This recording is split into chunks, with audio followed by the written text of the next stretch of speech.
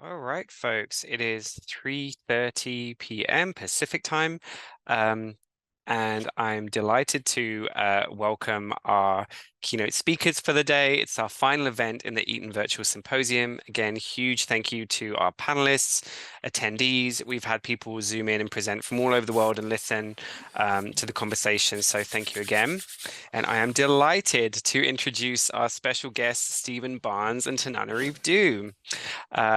So without further ado, let me do the introductions. Stephen Barnes is the New York Times best-selling author of over 30 novels of science fiction, horror, and suspense. The Image, Endeavor, and Cable Ace Award-winning author also writes for television, including The Twilight Zone, Stargate SG-1, Andromeda, and an Emmy Award-winning episode of The Outer Limits. He has also taught at UCLA, Seattle University, and lectured at the Smithsonian Institute in Washington, D.C. With his wife, British Fantasy Award-winning author Tananarive Due, he has created online courses in Afrofuturism, Black horror, and screenwriting. Stephen was born in Los Angeles, California, and except for a decade in the Northwest and 3 years in Atlanta, Georgia, has lived in that area all his life. And Tananarive Due is an award-winning author also who teaches Black horror and Afrofuturism at UCLA. She is an executive producer on Shudder's groundbreaking documentary Horror Noir: A History of Black Horror. She and Stephen Barnes wrote A Small Town for season two of Jordan Peele's The Twilight Zone on Paramount Plus, and 2 segments of Shudder's anthology film Horror Noir. They also co-wrote their upcoming Black horror graphic novel The Keeper, illustrated by Marco Finnegan. And Due and Barnes co-host a podcast, Life Writing, Write for Your Life. A leading voice in Black speculative fiction for more than 20 years, Tananarive Due has won an American Book Award, an NAACP Image Award, and a British Fantasy Award, and her writing has been included in the Best of the Year anthologies. Her books include Ghost Summer, Stories, My Soul to Keep, and The Good House. She and her late mother, civil rights activist Patricia Stevens Due, co-authored Freedom in the Family, a mother-daughter memoir of the fight for civil rights. So again, thank you both so much for joining us today. This has come up in earlier panels, but I hope you're safe and your loved ones are safe, given the climate situation in SoCal at the minute. Yes, we are. But thank you so much for asking. We had really bad wind last night, but there's no fire anywhere nearby. Okay, that's good to hear, and may that continue.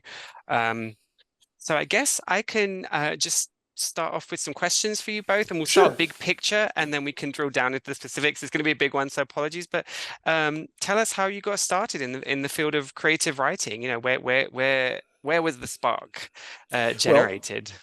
Tananarive, why don't you take the shot? Ladies first.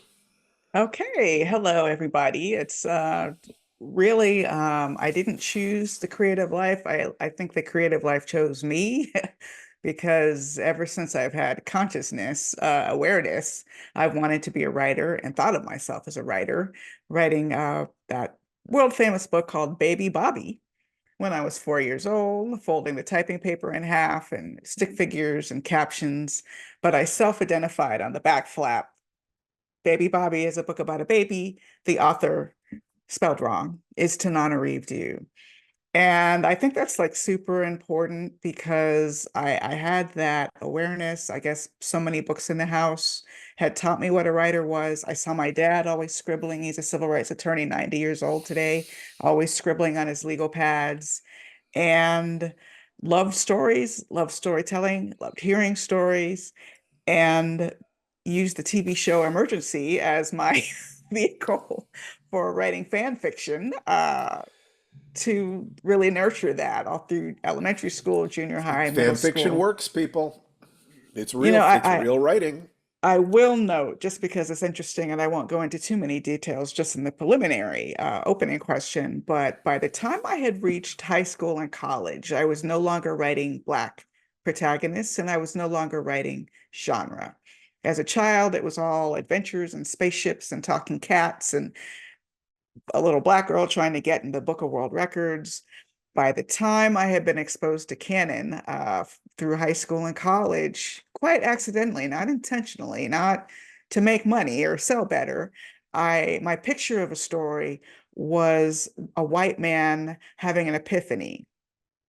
And that was what I was trying to emulate. So I really kind of set myself back, I think, a little while before I rediscovered that really what I loved was genre, and really the characters I wanted to write about were Black. Hi, Steve Barnes here. Tananarive wrote her first book when she was what, 4? Yeah, I didn't write my first story until I was probably 9. I'd always told elaborate lies. When I got caught for it, I got spanked. It's like my mom coming to open house at El Taloma Elementary School. A little girl would come up to her and say, Mrs. Barnes, is Stevie really a vampire? Of course not. Steve, did you say that? No, Mom. How can I say that? Vampires don't come out during the day. So I realized that what I got punished for lying, if I actually wrote them down in story form, people thought I was being very clever. So I did that. And my first story that I can recall was called The Yeti. I think I wrote it when I was about 9, about an abominable snowman in a Canadian lumber camp. And much like with Tananarive, the protagonist was white. That's just what I'd seen in television. It's what I'd seen. And television and movies were a real source of early storytelling for me. I didn't write about a Black character until I was in junior high school. A thief. It was basically a Conan the Barbarian pastiche about a thief who did heroic things named Eros. And I wrote, and I did not think about being a professional writer, because my father had been an artist. He'd been a singer, but he was one of Nat King Cole's backup singers. And my mom was worried that if I went down that road, my life would fail. So I tried to respect her wishes to that. But then when I went to college, I took every class except writing classes. I've been writing all along, but I was trying to get out of that. So I would take journalism, I'd take acting, I would take speech, I would, do all these other things, debate, but not writing, not creative writing specifically.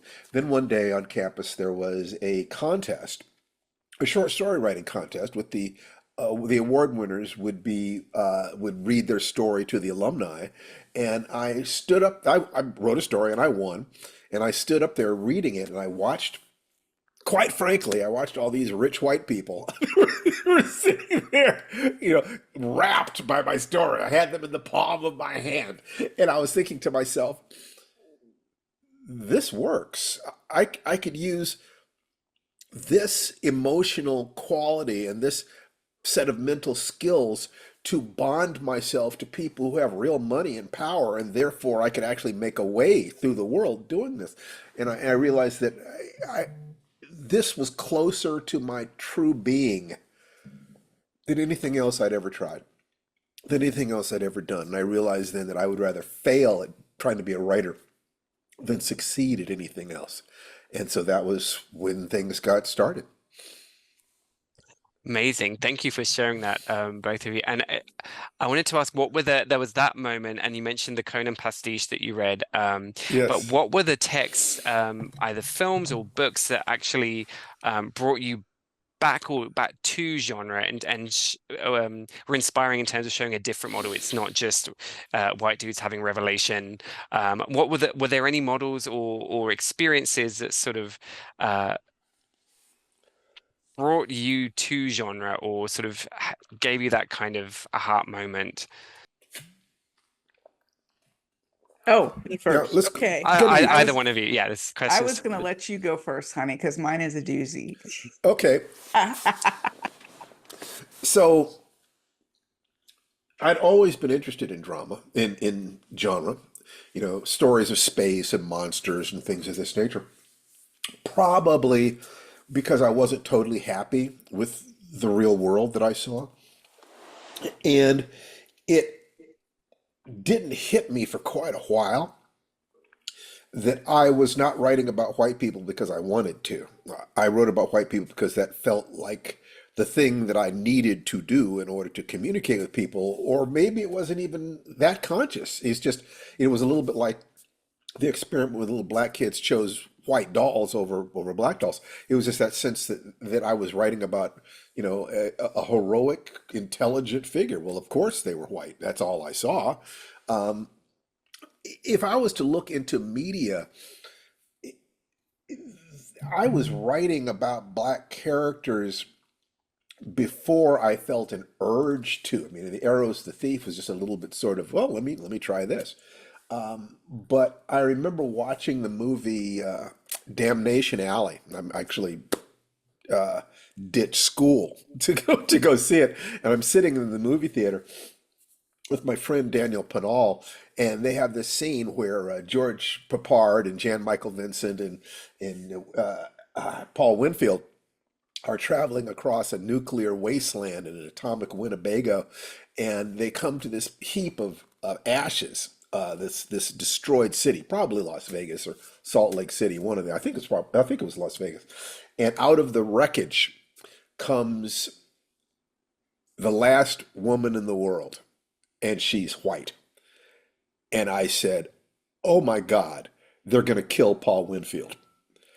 And Dan said, "What?" I said, "Just watch." And he said, "God, you're so cynical." 5 minutes later, he gets eaten by giant cockroaches.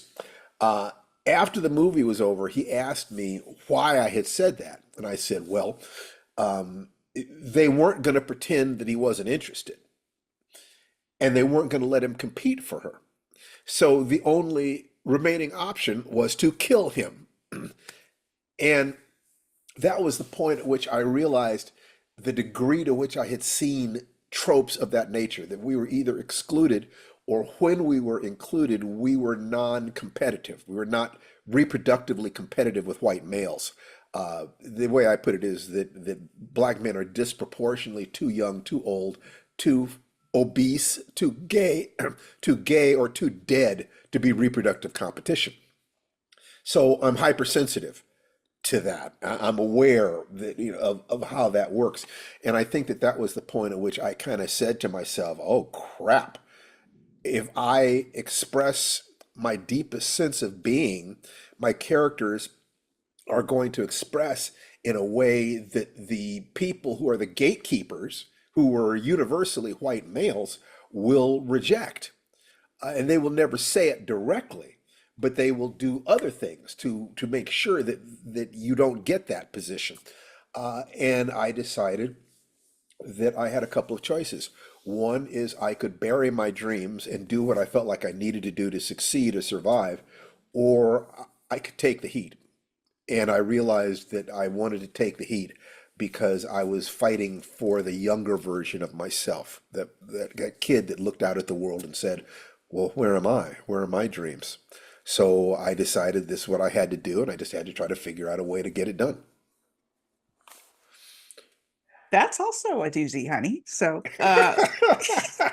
Well, you I couldn't know, let you show me up. no, but I have to admit that's a doozy. My reasons for erasing myself are very similar. So I don't need to repeat that. I mean, you're exposed to canon, and that's what story looks like. So if you're trying to write stories, that's what you write. And I had a very similar journey there. In terms of genre, though, moving away from genre was somewhat unconscious, but as I got older, it became very conscious because you get these anti-genre messages. There was a lot of genre bias in my undergraduate creative writing program, for example.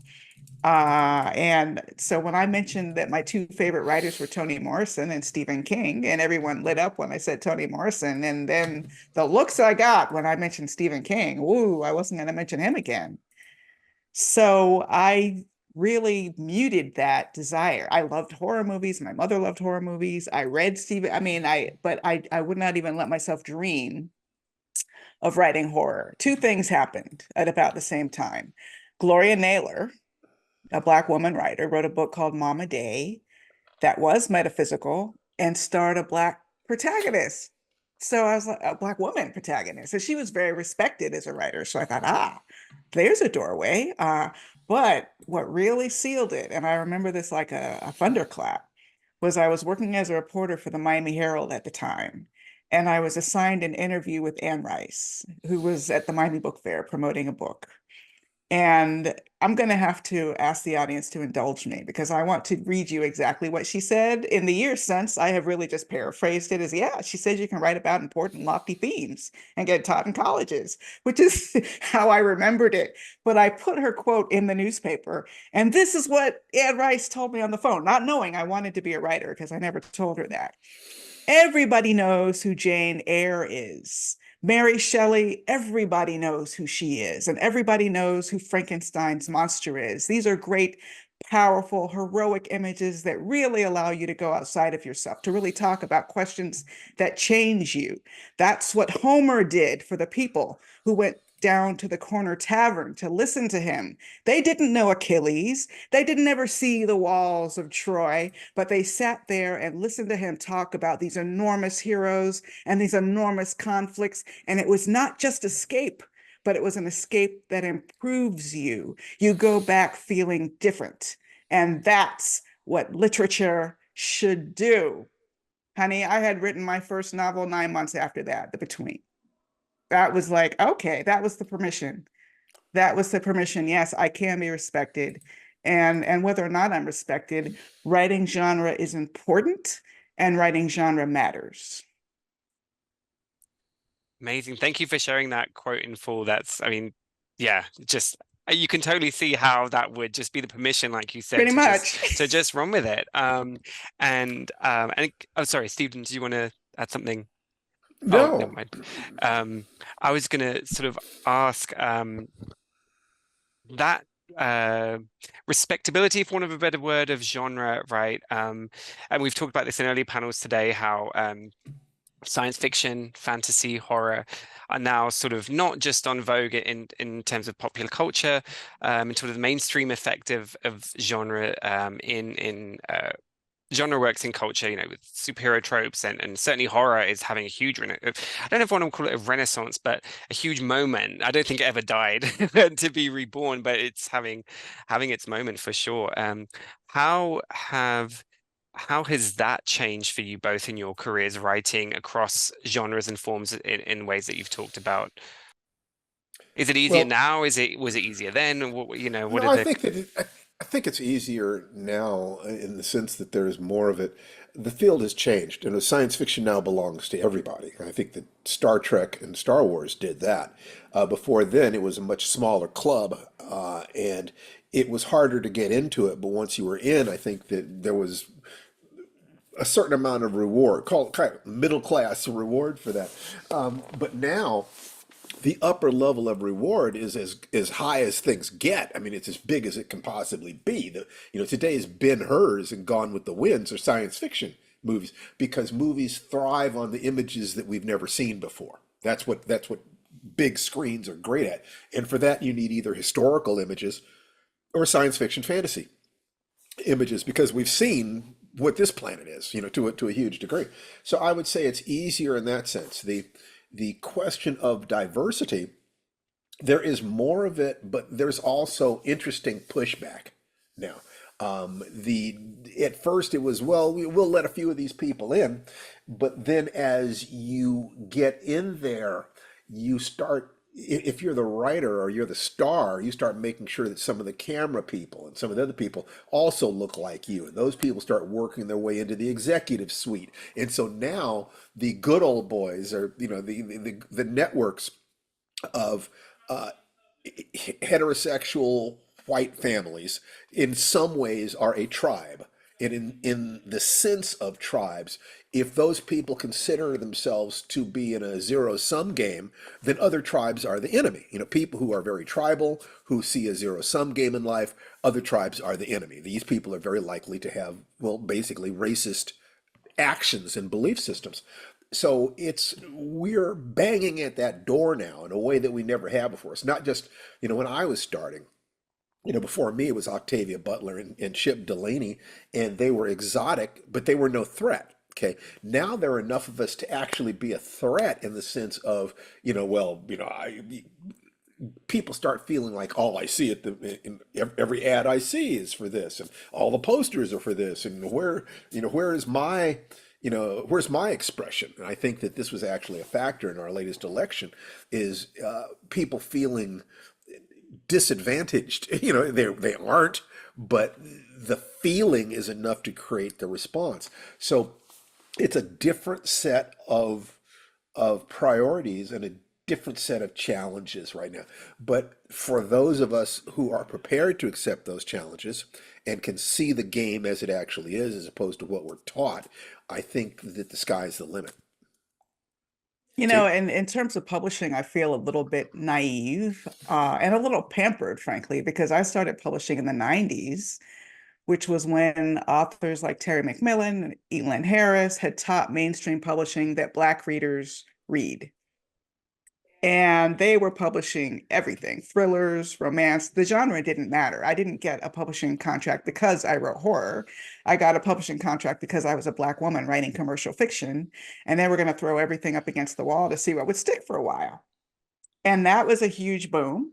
And then, of course, like all booms, it receded and it became harder and harder for people to get contracts, which coincided with the time that I was trying to break into Hollywood. So in some ways, I didn't feel that pinch as much because my identity was growing from novelist to also embrace screenwriter, which was its own challenge, its own learning curve. And I would have to say that for me personally, I have noticed the impact of race far more in Hollywood than I did in publishing. Now, that's not to say that I haven't thought many times that I might not have sold more books more quickly had I been writing contemporary realism instead of Black horror.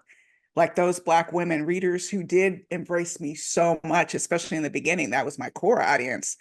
Yes, they were embracing me, but if I had been writing contemporary stories and realism, they might have embraced me even more. There might not have been that argument with the book club about whether they were going to read my book, which I know for a fact was happening because some people literally believe they would go to hell reading some of my earlier work.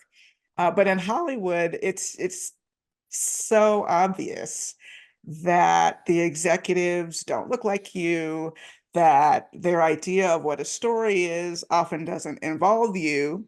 And while there was a lot of interest in, and we benefited from this post Get Out, it's not a coincidence that I got my first television credit after Get Out. I mean, literally because of Jordan Peele, because it was the Twilight Zone. So it's a very straight line. And also Horror Noir came out and the anthology movie Horror Noir, where Steve and I wrote our first adaptations. You know, Fugue State, honey, was your first adaptation, right? Brought to the screen, Let me think. original Well, original adaptation is not original. It was of an my original first. story, like a prose work adapted I to the think, screen that you wrote. yeah, I know what you're saying. Um, y- yeah, I think you might be right. I think you That might was be the right. first, and The I Lake was my first. And that, mhm. we wrote them ourselves, which is just an indication of how proactive I think people have to be to get their work over that line. And believe me, we had been pitching for years. People had been trying to make My Soul to Keep literally since it came out in 1997. Another run at Lion's Blood just a couple years ago with LeVar Burton, which should have been a super, super strong no-brainer. It's very difficult to get past that. And whatever goodwill came out of the Get Out era, which has improved things drastically, not just for Black creatives, but I would say all marginalized creatives in horror have benefited from the Jordan Peele effect. Because horror is one of those genres where actually the more you don't know about the lives of the and mythologies of the characters, the scarier it can be. It's novel, it's different. The freshness is actually a feature, not a bug. And horror, but even so, getting it past those executives is a tough, tough road. And I've never had a publisher say to my face, do the characters have to be Black? Although I know writers who have had that conversation. But I have had executives we were pitching to say, do the characters have to be Black? Mm. Yeah, I did have a publishing company put a white guy on the cover of my book, and Octavia Butler had that experience too, and so did Chip Delaney. So they don't say it; they just do it. Right. Hmm. True. True. Yeah. Yeah. Well, it's hearing you both talk, it sounds like, that especially for marginalized creators, there are factors in your control and there are factors that are not in your control. At some point, sounds like the gatekeepers that be, whether in publishing or film, you have the Jordan Peele moment, you have Get Out, and suddenly, or you have these editors who are taking chances and everything that, and publishing people. And you mentioned some strategies of survival, Steve, in when you're talking about publishing. But let's pivot to Hollywood then, and sort of not just the industry side of things, but also the craft side of things. How do you protect your piece? How do you create the stories you want to create? With the fact of things beyond your control as an individual author, right? Or waiting for these kinds of gatekeepers to shift a little bit, make that No, I'm not space. waiting for the gatekeepers to shift. That I am waiting for the executive offices to become more diverse. That Mhm. that if you believe in equality, then in a natural situation, you're going to have roughly proportional demographic distributions in the people that you're pitching to. Otherwise, there's that question, well, why aren't there? And whatever forces mitigate against that are going to be the same things that are going to be problems that you run into. So, um, the first thing is, there is the creation of the thing, and then there is the ability to sell or market the thing. These are two very separate skills, and most artists don't understand that. It feels anathema to them, that the creation is extremely personal and intimate. The sales feels, it's like, well, that's just, it's like kids love to give hugs, but they don't want to be paid for giving hugs. See what I'm saying? That can be corruptive. So the first thing I had to And do they was, probably shouldn't really when you get right down to it. they probably should. That's right. My thing was get the job. Okay, that my belief is that I've got the skill to do it, but how do I get the job when I'm sitting across the table at someone for whom their tribe and themselves, they actually profit by my loss? That to the degree that it's a zero sum game, that there are three net, there there's a finite amount of space. Why should they choose me? Well, what I had to do was to try to, have the confidence to walk into there and say, you've never met anybody like me.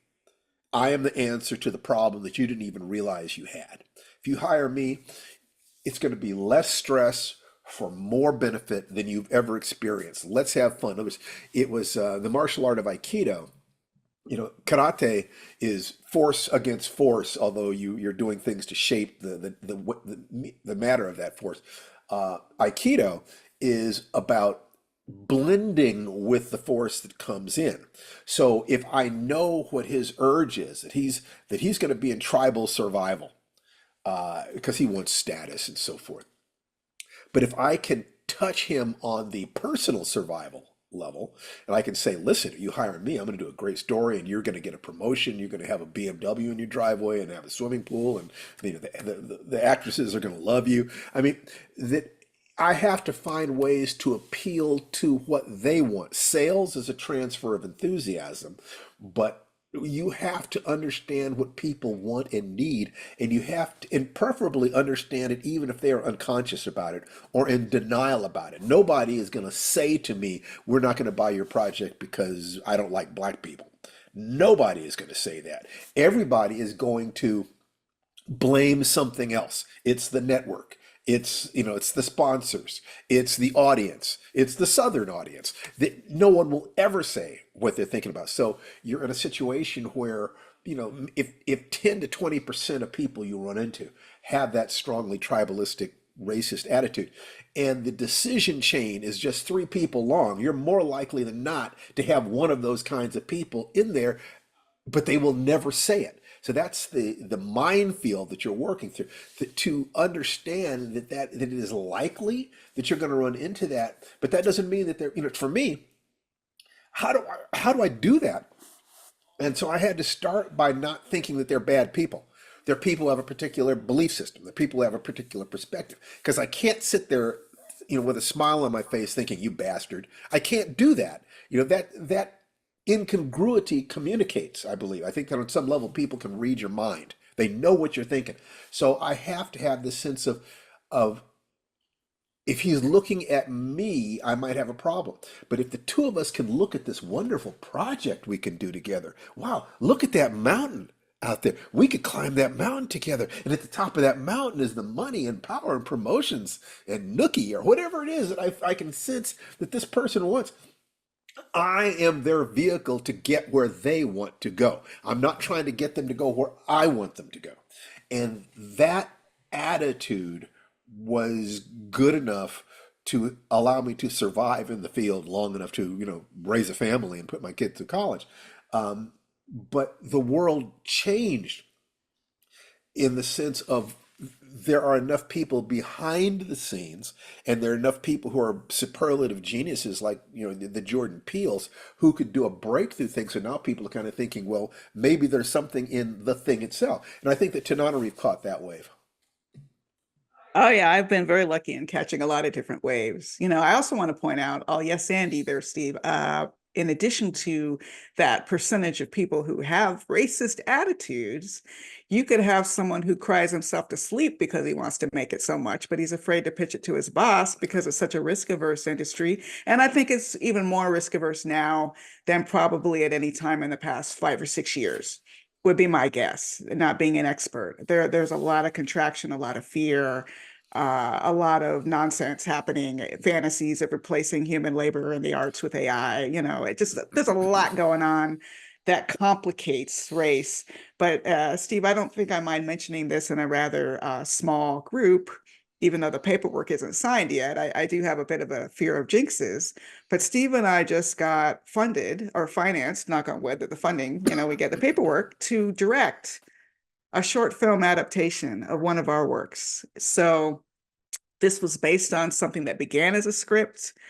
We almost set it up, couldn't quite get it over the line, published it as a graphic novel. Those of you who know our work will know exactly what I'm talking about. And now we have an opportunity to adapt it as a short film with an eye toward making a feature. And what's significant about this, and maybe not surprising that this is what we finally got the green light on, is because it's a Black production company that partnered with a Japanese streamer. We took it all the way around the usual executives that we're pitching and the gatekeepers to find someone on the other side of an ocean who could say, oh, I was so attracted to this story because of the very racial themes that are off-putting sometimes to other people, or scary. If it's not off-putting, it's like scary to other people that we might have pitched it to.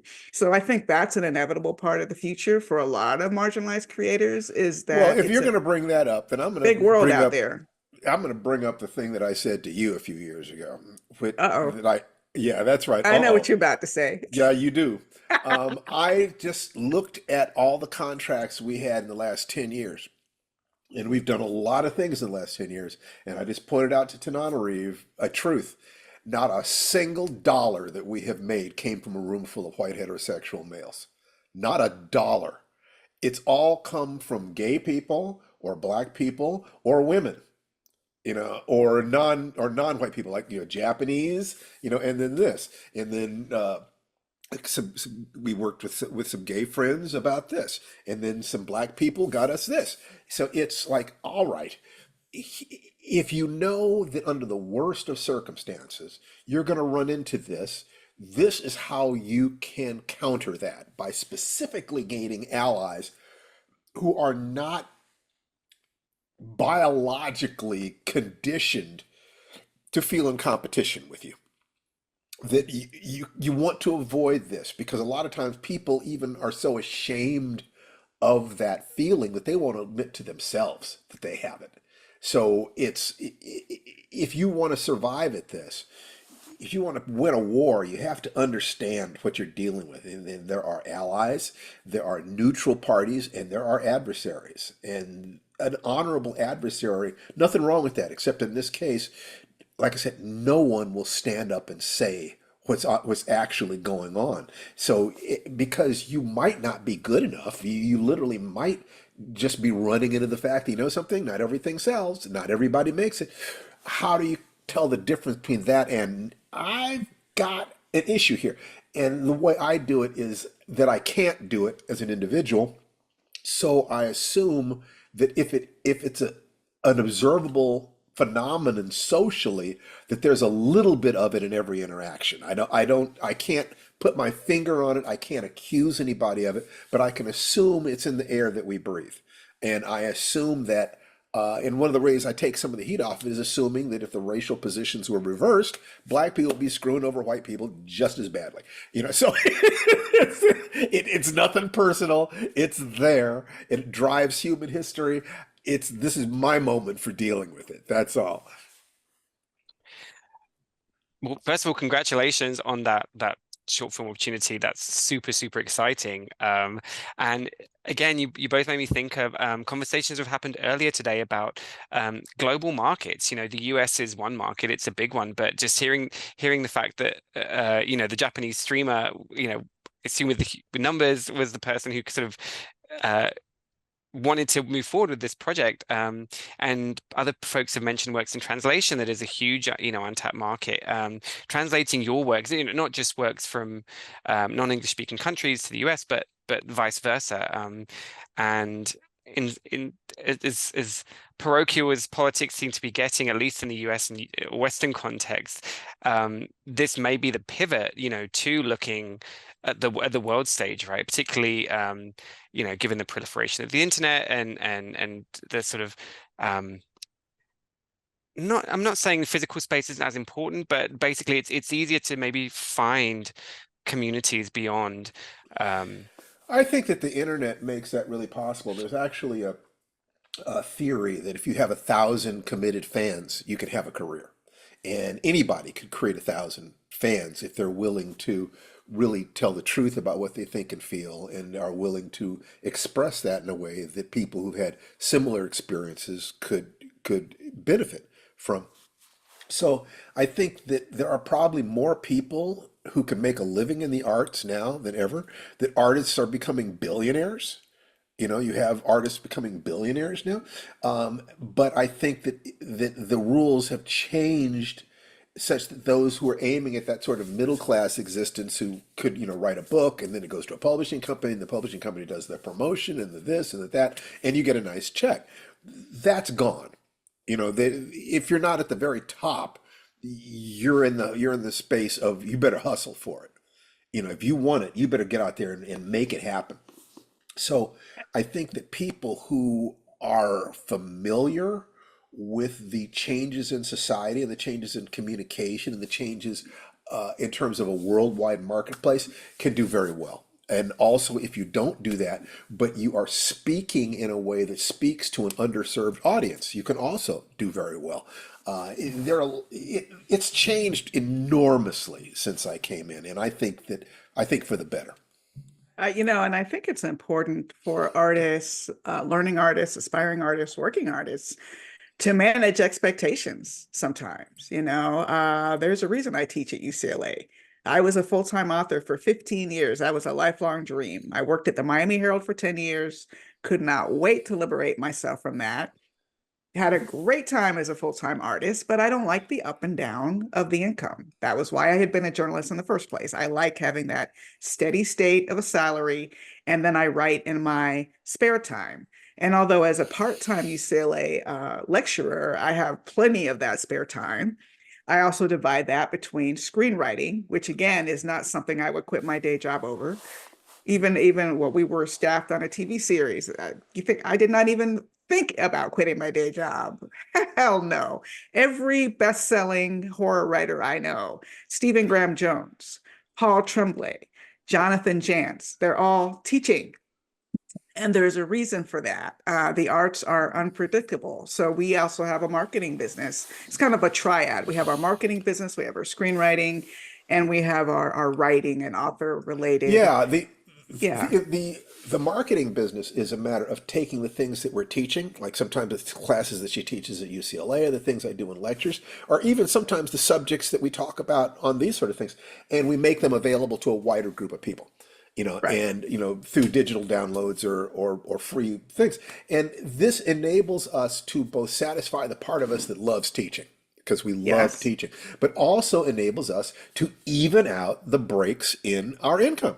I mean, it's like just being exactly. totally honest with you guys.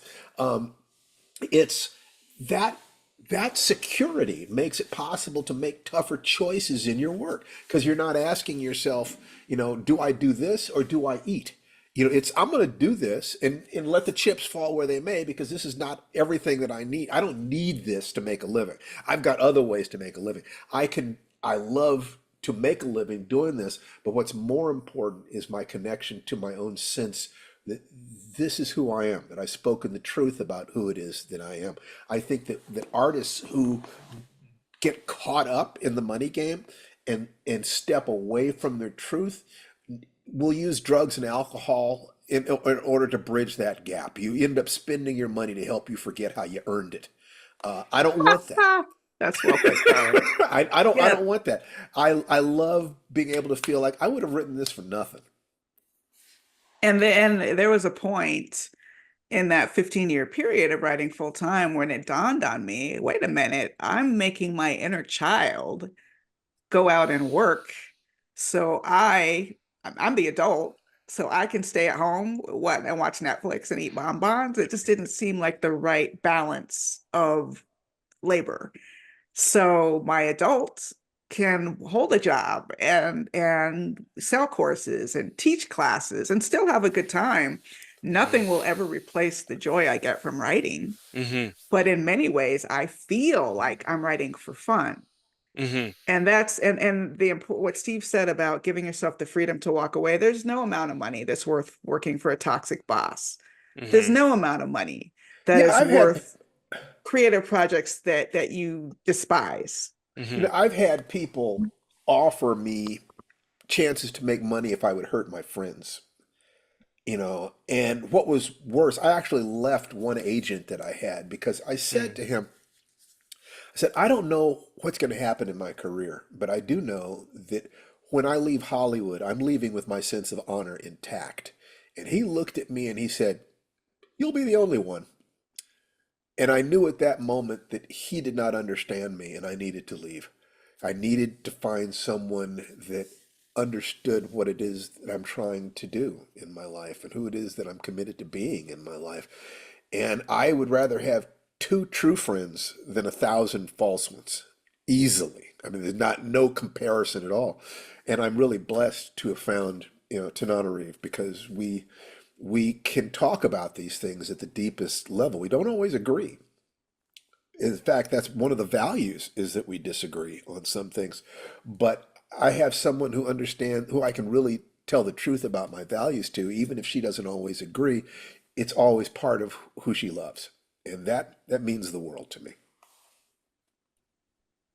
Oh, that's amazing. And I think that's a really profound point. We there's the romance of the starving artist. There's the idea that, and again, this came Yeah. up in an earlier panel. If you do what you love every day, then it's not work. But no, not necessarily true. Sometimes you do have But to work see, no, look, there's the work and then there is making money for the the work. Those are payment. not the That's same right. things. That's If you right. don't That's true. realize those aren't the same things, you're going to get hurt. Unless you're just a natural genius who just writes stuff and people just funnel money to you, Hmm. you better be able to put on the way I look at it is the art is created by the child part of my personality. Hmm. The Hmm. money is handled by the Hmm. adult part of my Hmm. personality.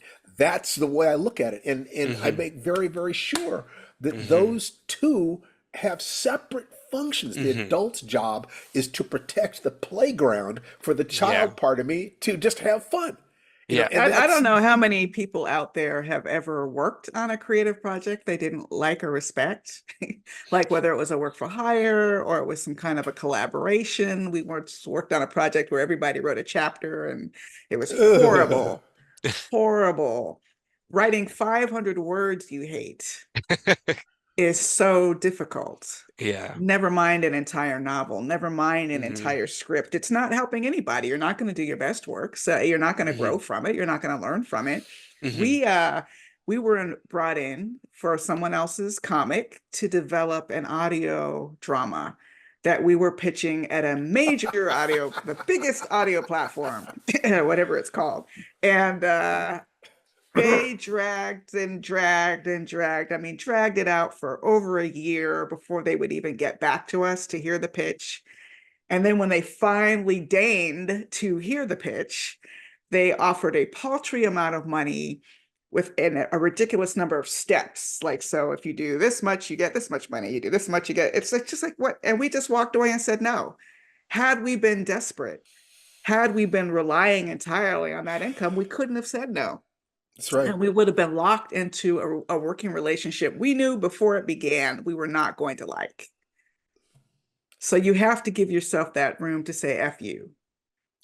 That's right. That is, Hmm. it's absolutely important. You have to know who you are.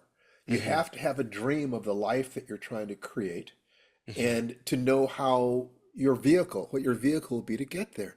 And you have Hmm. to be willing to say no to everything that is a step away from the dream that you're trying to create. And it's a dream of Hmm. being in integrity with your own heart, to do Hmm. the things for money that you would do for free, that so you can wake up every day. Hmm. You can motivate yourself. The two basic ways to motivate yourself. One is running away from pain, and the other was moving toward pleasure. Hmm. Pain is a more powerful and immediate motivator. The problem is that it Hmm. doesn't last. That if you do the thing that diminishes the pain, it simultaneously diminishes your motivation. So you stop doing it Yeah. and you'll fall back into the problem. There are people who go through endless cycles of this trying to lose weight. For instance, they're Mm. trying to lose weight because the doctor is giving them the long phase or somebody's disapproving. So you go on some sort of a crash diet until you lose enough weight that the people stop bugging you. Then you go back to your old patterns. The better way is to find a way to do something that you love and Hmm. monetize it.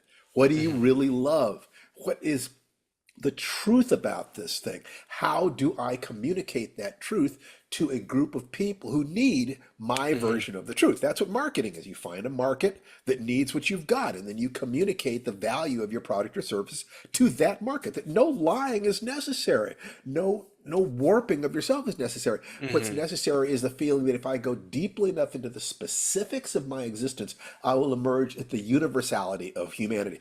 Hmm. Tananarive, for instance, is world class at that. She's really, really good at going so specific that she becomes universal. Mm. Ooh, chills, chills. This is great. Yeah, listen, I mean, is it time for us to take questions? We got 13 Sure. minutes. Yeah, time is whizzing past. So if anybody has questions in the chat, I can ask Stephen Stanley questions for days. Yeah, So on anything. do you pop them in the chat? I can't see anything so far. Um, Shock Okay, and well, then awe, we'll take baby. another Shock and question from awe. you. sure. I guess what inspires you currently? What is something recently that has really sort of recharged your creative well, that you're really excited by? Could be your own work, could be other people's work. I think that the thing that has hit me the hardest was the election Mm, and the amount of fear that I saw from other people, which said to me that they did not understand the world they were in. And so they're dealing with the fact that some of their illusions got ruptured. And so you get people who are, almost suicidal and they hate America and this and that. My attitude is I'm not seeing anything I haven't seen my whole life in America. And I love my country. I just always accepted its humanity and its frailty and the issues with it. So a lot of what I want to do right now is to communicate to other people the perspectives that have enabled me to survive as a positive human being at a time when a lot of people are feeling very fearful about the next 4 years. We'll actually mention a free webinar that we're doing on the 15th that deals specifically with how science fiction and Afrofuturism, how the dreams of that can protect us in the next 4 years, because I feel that there's a lot to communicate there. And that's what I love afrofuturism.com. I was going to say, please tell us the link because I can Oh pop yeah, that in the it's I chat. love Afrofuturism.com. All That's Yeah, right. what it that's is. next Wednesday, a free webinar I that love it. Thank you. because yeah, that's been one of my most popular posts on Blue Sky, how Octavia Butler's philosophies and her work, and Oh, also thank you. blending that with my mother and civil rights Hmm. activism Yeah, were really helpful during the last inauguration. I had Hmm. never dreamed that we would be facing a second one, I must say, but here we are. Um, and yeah, so we're both very excited to sort of share that perspective with people because staying hopeful is so important. It's like, Yeah. Yeah, so we'll be talking a lot about Octavia Butler and how she took her fears of the future and turned them into storytelling. And I'll be sharing some stories about Ray Bradbury, Hmm. who was one of my most important mentors and a man who never lost his sense of joy Hmm. and his childlike sense of wonder, even when his body was totally eaten by disease and age. Hmm. He was still the same little boy deep Hmm. inside. And I Hmm. think that art can do that for us. It connects us to the Hmm. emotions that we want. So if it's horror, that can Hmm. be like, hitting the switch. We go so far into fear that we get to expend some of it, like being on a roller coaster, and we walk out better able to deal with our fears. Or it Hmm. can be something like science fiction, where you are seeing a future that, we don't want to head in that direction, Hmm. or a sense of, look, if we all pull together, look at the wonderful things that we can create. I believe in fantasy and science Hmm. fiction and Hmm. horror, and I would not have spent my life working in these vineyards did I not think that the wine was sweet. Did I Hmm. really say that out loud? That's great. No, that's amazing. We love that. I mean, and it works on two levels with if you're someone who consumes it. I mean, we're both. We love art as consumers and we also create art. But Yeah. as people who just consume art, the escapism, as long as you don't stay escaped, you have to check in from time to time. You can't Yeah. just check out. We're not saying Yeah. check out, but we are saying refresh. We Hmm. are saying rest Hmm. because this is going to be a long-term struggle. This is the thing I have learned from my parents. Yeah, they had Hmm. a lot of gains during the 1960s. You could see that the white only and colored only signs went down. You got legislation, but over the course of my mother's life, she saw that legislation getting picked away and picked away. And then the Voting Rights Act they fought for basically gets obliterated, or weakened, I should Hmm. say, in Hmm. my timeline as her Hmm. daughter. And then so these struggles are protracted. They're not a Hmm. sprint, they're definitely a marathon. Hmm. And escaping into worlds that like either Octavia Butler's are cautionary Hmm. tales to try to Hmm. warn us away from an outcome that is inevitable if we keep up this behavior, or something that is more dreaming, or in her same work, dreaming what Hmm. leadership looks like and what leadership Hmm. feels like. So there was a question in chat, right? Yes, there is. And the question is, do you have any suggestions for creating content in this time of derivative media? I assume that means IP versus original works. Yeah, I mean, I think that,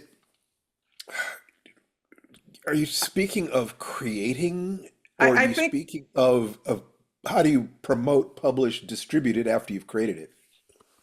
Yeah, let that clarification show up in Hmm. chat. And while we're waiting for it, I think I just want to clarify that I think where this question is coming from is in this risk-averse time, Mm. we've all seen the tendency to want to reboot what has already worked in the past. There are good and bad examples of this. I love the new Dexter series.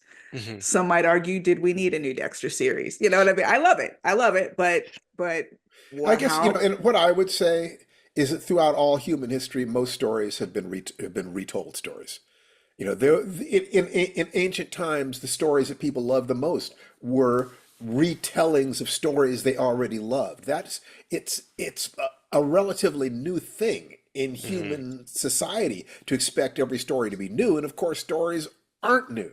They're Hmm. retellings of basic aspects of storytelling that relates to what is it to be human. The hero's journey is the story of human beings rising from one level to the next. To the degree that we can recognize humanity in your story, we will identify with it. So there's one sense that says, don't even try to write something new. Write what you want to write and don't worry about whether or not Hmm. somebody's done it before. Of course somebody's done it before, but nobody's done it like you. Hmm. Nobody who's ever lived can do it like you. All you Hmm. have to do is tell your truth about the way you feel about it, the way you think about it, and it will be like something no one else has ever done. Make sure it's in your voice, reflecting your experience, and you have done something that is as new as is possible for anything to be. Yeah, I would really be frozen as an artist if I only thought about, oh no, this isn't like anything that's like there are no comparables to it, right? Like there's nothing that's exactly been like where you can pitch it and they say, oh, of course, right, that made a lot of money. Yours is like that. And a lot of my work is not that. So Mm. I wouldn't probably be creating very much if I were that concerned all the time about whether it would find its audience, whether I mean, I'm very obviously privileged. I've been publishing since 1995, and I have a lot of Mm. readers and a backlist, and so that's maybe easy for me to say. But what I would say to a developing artist is that networking is super, super important. And a lot of people think of networking as you go to a party, oh, there's Steven Spielberg. I'm going to go talk to him and then maybe I'll give him a script. And that's not how networking works. First of all, you never give anybody a script the first meeting. So rude. Not that he would take it. I saw someone like literally drop my business card like right after I gave it to her, you know. Um, but I think what a lot of I handed Chuck Norris a script once, but I didn't hear that, back from him. so that I mean, maybe lightning might strike, but that's not what to me, that's not what networking means. To me, networking means developing a cohort. My best friend, Lucina Fisher, and I joined forces with Steve to produce our first short film 10 years ago. That's what it's like, reaching to your cohort, people who are rising with you, other artists, people who have skills you don't have. If you want to make a movie, I would say make a movie. That's another reason Steve and I in our life writing program, which we talk about in our life writing podcast, is writing short stories. And the same thing applies to writing short films, in part because you can make a short film. And there's nothing Tananarive, Holly. we have a follow-up to Sure. that question. It says, because IP can be financialized as being greenlit, stories from gay, people of color, and marginalized communities are being pushed aside. Where can these stories be financed? I would question your premise.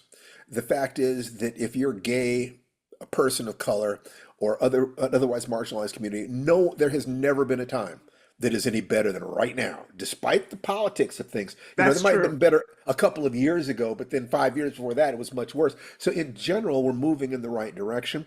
Look at the number of these people in the executive suites. You're going to look for the companies that hire the kinds of people that represent what it is that you are or that you want to communicate with, because that will say something about their ethic, their values. But the basic things that we've always said to people about how to work your way into the industry, which is start with short stories. Once you've published some short stories, you're a writer.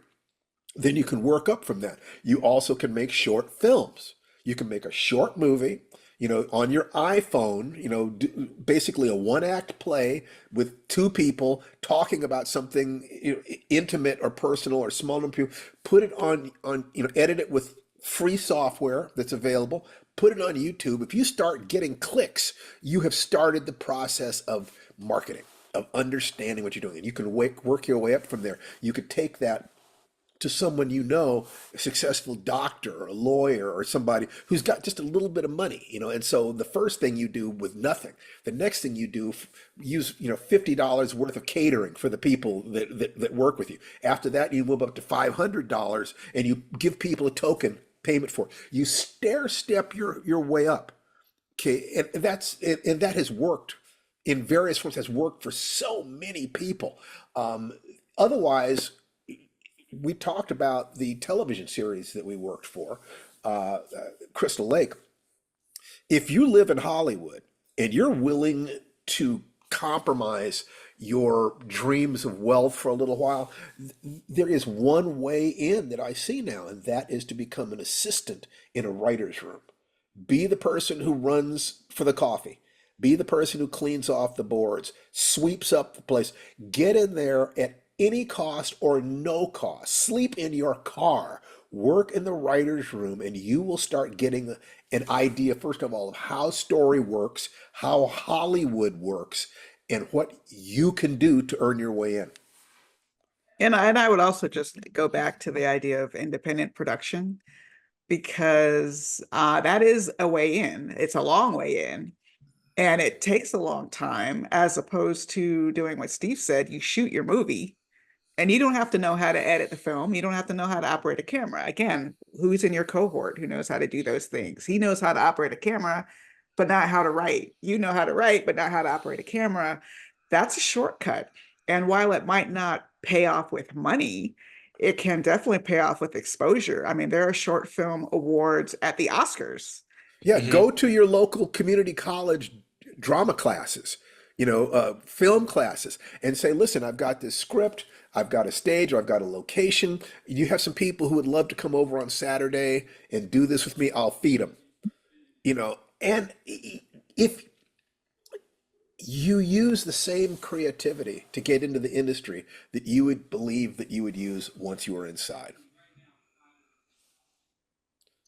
I love that. Thank you both so, so much. That does bring us to time. The Okay. time has flown by. This has been such a rich conversation. Thank you again. I'm going to drop three things, well, two things in the chat. I'm putting finding aids to both the Stephen Barnes and the Tananarive Due papers that we're very excited to say. We have the initial materials here at UCR, so thank you for that. So, and those are processed. You can see the finding aids. You might not have seen the finding aids actually, Stephen Tananarive. So, Yeah, and make sure to remind people to come to our totally free webinar next Friday, next yes, Wednesday, at iloveafrofuturism.com. Just get on that mailing list and we'll send you all the information. And amazing. I'm re you can give that to anybody. It's all free. Perfect. Thank you. And thank you to everyone today. And we have an in-person Eaton conference happening April 4th and 5th here at UCR. So if you can make it, and this is open to everyone, please do come down. But Steve, Tananari, thank you so, so much. Thank Thank you you. all watching You're and welcome. have a wonderful evening and rest of 2025. I hope it brings all the best Thank things. you. Same to you. Bye Thank bye. you, folks. Bye Bye. bye.